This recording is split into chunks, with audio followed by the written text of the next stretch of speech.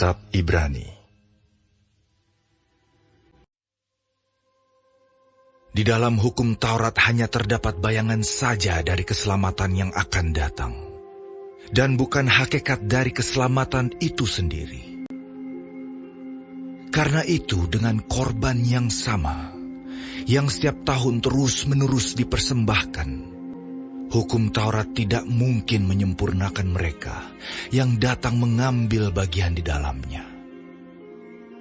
Sebab jika hal itu mungkin, pasti orang tidak mempersembahkan korban lagi.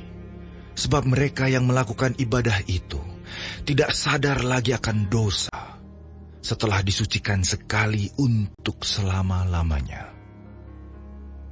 Tetapi justru oleh korban-korban itu, setiap tahun orang diperingatkan akan adanya dosa. Sebab tidak mungkin darah lembu jantan atau darah domba jantan menghapuskan dosa. Karena itu ketika ia masuk ke dunia, ia berkata, "Korban dan persembahan tidak engkau kehendaki, tetapi engkau telah menyediakan tubuh bagiku. Kepada korban bakaran dan korban penghapus dosa, engkau tidak berkenan." Lalu aku berkata, "Sungguh, aku datang. Dalam gulungan kitab ada tertulis tentang aku, untuk melakukan kehendak-Mu, ya Allah-Ku." Di atas ia berkata, "Korban dan persembahan, korban bakaran dan korban penghapus dosa tidak engkau kehendaki, dan engkau tidak berkenan kepadanya, meskipun dipersembahkan menurut hukum Taurat." Dan kemudian katanya, "Sungguh, aku datang untuk melakukan kehendak-Mu." Yang pertama ia hapuskan, supaya menegakkan yang kedua. Dan karena kehendaknya inilah, kita telah dikuduskan satu kali untuk selama-lamanya oleh persembahan tubuh Yesus Kristus. Selanjutnya setiap imam melakukan tiap-tiap hari pelayanannya, dan berulang-ulang mempersembahkan korban yang sama sekali tidak dapat menghapuskan dosa. Tetapi ia, setelah mempersembahkan hanya satu korban saja karena dosa, ia duduk untuk selama-lamanya di sebelah kanan Allah. Dan sekarang, ia hanya menantikan saatnya, di mana musuh-musuhnya akan dijadikan tumpuan kakinya. Sebab oleh satu korban saja, ia telah menyempurnakan untuk selama-lamanya mereka yang ia kuduskan. Dan tentang hal itu, Roh Kudus juga memberi kesaksian kepada kita. Sebab setelah ia berfirman, "Inilah perjanjian yang akan kuadakan dengan mereka sesudah waktu itu."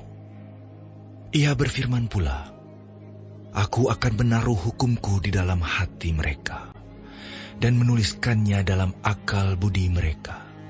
Dan aku tidak lagi mengingat dosa-dosa dan kesalahan mereka."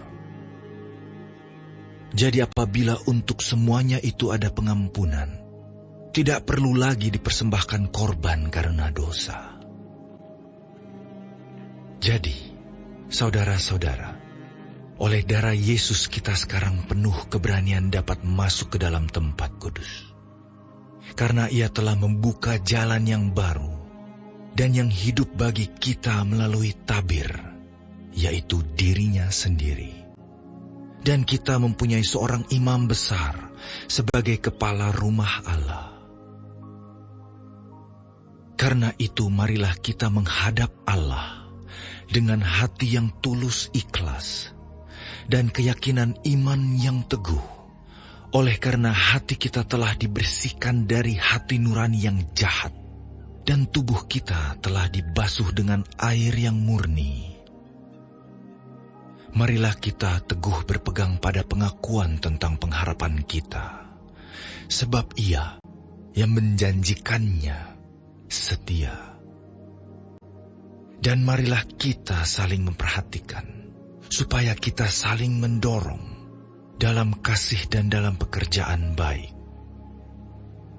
Janganlah kita menjauhkan diri dari pertemuan-pertemuan ibadah kita, seperti dibiasakan oleh beberapa orang.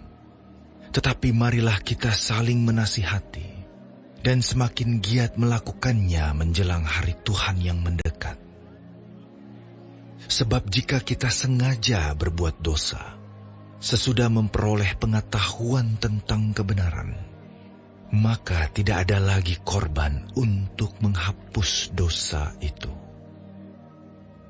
Tetapi yang ada ialah kematian yang mengerikan akan penghakiman, dan api yang dahsyat yang akan menghanguskan semua orang durhaka. Jika ada orang yang menolak hukum Musa, ia dihukum mati tanpa belas kasihan atas keterangan 2 atau 3 orang saksi. Betapa lebih beratnya hukuman yang harus dijatuhkan atas dia yang menginjak-injak anak Allah, yang menganggap najis darah perjanjian yang menguduskannya, dan yang menghina roh kasih karunia. Sebab kita mengenal Dia yang berkata, "Pembalasan adalah hakku, akulah yang akan menuntut pembalasan." Dan lagi, Tuhan akan menghakimi umat-Nya. Ngeri benar kalau jatuh ke dalam tangan Allah yang hidup. Ingatlah akan masa yang lalu, sesudah kamu menerima terang. Kamu banyak menderita oleh karena kamu bertahan dalam perjuangan yang berat. Baik waktu kamu dijadikan tontonan oleh cercaan dan penderitaan, maupun waktu kamu mengambil bagian dalam penderitaan mereka yang diperlakukan sedemikian. Memang, kamu telah turut mengambil bagian dalam penderitaan orang-orang hukuman, dan ketika harta kamu dirampas, kamu menerima hal itu dengan sukacita, sebab kamu tahu bahwa kamu memiliki harta yang lebih baik dan yang lebih menetap sifatnya. Sebab itu janganlah kamu melepaskan kepercayaanmu, karena besar upah yang menantinya. Sebab kamu memerlukan ketekunan, supaya sesudah kamu melakukan kehendak Allah, kamu memperoleh apa yang dijanjikan itu. Sebab sedikit, bahkan sangat sedikit waktu lagi, dan Ia akan datang, sudah akan ada, tanpa menangguhkan kedatangannya. Tetapi orangku yang benar akan hidup oleh iman, dan apabila ia mengundurkan diri, maka aku tidak berkenan kepadanya. Tetapi kita bukanlah orang-orang yang mengundurkan diri dan binasa, tetapi orang-orang yang percaya dan yang beroleh hidup.